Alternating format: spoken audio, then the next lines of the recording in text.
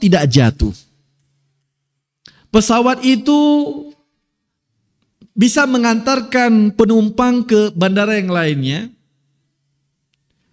Si guru tersebut ataupun si pilot tersebut harus memiliki keterampilan. Begitu juga dengan guru. Jika yang memang kita inginkan adalah keberhasilan dalam pengajaran bahasa Arab, si guru tersebut mau tidak mau harus memiliki keterampilan dalam mengajarkan bahasa Arab. Ini tidak ada tawar-menawar sebenarnya. Kalau kita ingin mengajarkan bahasa Arab, guru tersebut harus memiliki 4 kompetensi dalam pengajaran bahasa Arab. Kompetensi yang pertama adalah al-kafa'ah lughawiyahnya. Kemampuan berbahasa Arab. Ini kata kuncinya dia. Kalau guru bahasa Arab belum bisa bahasa Arab, apa yang mau diajarkan? Yang diajarkan berarti bahasa Indonesia. Syarat yang pertama kalau mau jadi guru bahasa Arab dan kita ingin sukses dalam pembelajaran bahasa Arab, yaitu kita harus mengajarkan bahasa Arab dengan bahasa Arab, otomatis guru pengajarnya harus lancar berbahasa Arab. Harus lancar. Labuda ayyatakallam al-arabiyyata bit-talaqa. Harus lancar. Thumma sya'u tsani al-kafa'ah ilmiyah. Tidak hanya cukup lancar berbahasa Arab, guru tersebut harus memiliki ilmu bahasa Arab. Nahwu sharaf. Ustaz, limadha adhabu ila Makkah? Bukan setelah huruf jar Ustaz itu kasrah. Ini kenapa Makkah? InsyaAllah sanujibu qabla yaumil qiyamah insyaAllah ta'ala. Jawab Ustaz ini kira. Jadi tidak hanya cukup dengan bahasanya saja, tapi guru tersebut harus memiliki ilmu bahasa. Terutama kajian nahwu dan sharafnya. Nah, tidak hanya berhenti di situ para asatidah yang Allah muliakan. Tidak hanya berhenti di situ kita menguasai bahasa, kemudian ilmu bahasa. Nah, bagi seorang guru harus mengetahui bagaimana mengajar bahasa Arab itu sendiri.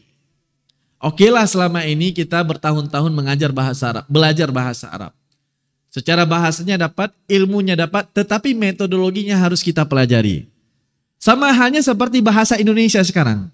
Bisa nggak kita ngajarin bahasa Indonesia untuk orang-orang Inggris misalnya? Bisa nggak? Bisa nggak, Ustaz? Ustadz misalnya disuruh ngajar bahasa Indonesia, bisa atau tidak? Kita bisa bahasa Indonesia? Bisa. Ilmu bahasa Indonesia, kaidah-kaidah bahasa Indonesia tahu? Tahu. Tapi bisa ngajarin nggak? Jawabannya belum.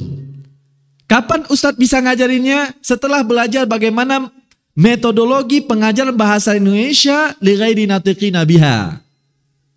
Begitu juga dengan bahasa Arab. Jangankan kita orang Arab sendiri, perlu mempelajari bagaimana pengajaran bahasa Arab li ghairi natiqina biha. Beberapa kali saya ngisi training itu alhamdulillah yang ikuti orang Arab, alhamdulillah dengan izin Allah. Tapi masya Allah dengan ketawaduan, tawaduknya para masyayikh ya, saya sempat sampaikan bagaimana mengajarkan bahasa Arab, pengajaran bahasa Arab untuk orang Arab gitu. Tapi masya Allah syekhnya mengikuti, ada yang dari Yaman, kemudian ada yang dari Sudan, kemudian juga ada yang dari Mesir gitu. Berapa kali saya mengisi training.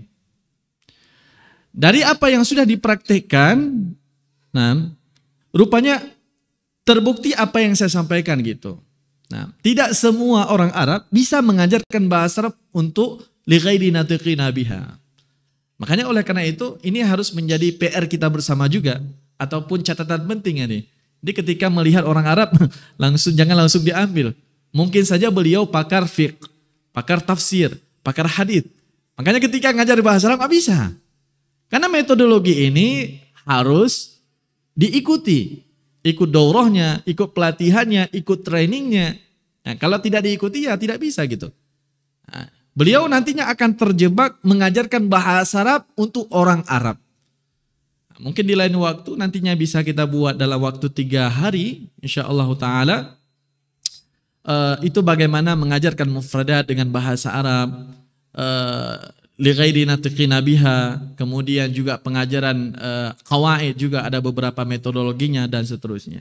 Yang intinya adalah kompetensi metodologi pengajaran bahasa ini harus dimiliki oleh guru, enggak lahir gitu aja. Nah, harus kita pelajari, ikut daurahnya, kemudian juga kita belajar dari pengalaman kita. Kemudian yang keempat adalah ma'rifatu ilmi nafsi at-tarbawi. Ma'rifatu ilmi nafsi at-tarbawi. Jadi seorang guru juga harus mengetahui bagaimana psikologi pengajaran. Karena berbicara masalah pengajaran, banyak masalah problematika yang kita dapati di lapangan. Bagaimana kita menghadapi anak-anak yang memang tidak suka dengan bahasa Arab, Ustaz. Itu tugas seorang guru. Bukan mengatakan, Ustaz, saya nggak mau ngajar lagi kelas A. Karena memang si santrinya nggak mau. Enggak, namanya juga anak-anak. Kita akan menemukan anak-anak yang nakal di dalam kelas misalnya. Itu tugas seorang gurunya, ini ilmunya. Ketika saya belajar dulu, nah Masya Allah, ketika saya belajar dulu di dalam kelas, waktu itu sekitar jam 11 siang, kita lagi kusyuk-kusyuknya mendengarkan penjelasan dari seorang syekh, menjelaskan tentang nahu. Ada salah satu seorang teman saya, nah, yang memang waktu itu ya kita merasa kepanasan gitu, panas karena sudah jam 11, jam-jam ngantuk, kemudian kita belajar nahu. Salah satu teman saya ambil buku, kemudian dia kipas-kipaskan karena merasa kepanasan. Nah, kemudian syekh bertanya kepada dia, kenapa antum merasa kepanasan sendiri? Kenapa kipas-kipas? Yang lainnya enggak kepanasan. Kemudian jawaban teman saya, karena kepanasan syekh. Merasa kepanasan. Kemudian syekhnya menjawab, kenapa antum merasa kepanasan, yang lainnya enggak merasa kepanasan? Tahu sebabnya? Karena antum fokus dan konsentrasi di panasnya, makanya rasa panas. Dan enggak konsentrasi di belajar. Tapi mereka semua konsentrasi di belajar, makanya enggak kerasa panas.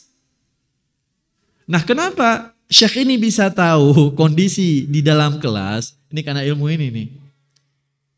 Nah, jadi mengajar ini bukan hanya kita ngomong, kita transfer ilmu, kemudian sudah selesai, tidak. Tetapi di lapangan itu berbagai macam watak peserta didik kita. Ada yang malas, ada yang tidur, ada macam-macam. Disinilah tugas guru. Maka bagi saya pribadi khususnya, nah, yang suka atau tidak suka belajar bahasa Arab, yang suka tidur, laisa hunalika mushkilah, uridu an u'allimahum. Saya suka ngajarin orang-orang seperti ini. Nah, berbagai macam orang kita hadapi di lapangan itu, ada yang suka belajar, ada yang keluar macam lah itulah. Tapi alhamdulillah di lapangan karena kita menikmati dalam mengajar bahasa Arab, kemudian sedikit belajar bagaimana cara menghadapi haula'i at-talaba, para peserta didik kita, bagaimana watak ataupun kepribadian mereka, sehingga alhamdulillah kita bisa mengatasi masalah-masalah tersebut. Tapi yang tidak inginkan di sini adalah jangan sampai mengatakan saya tidak mau ngajar lagi.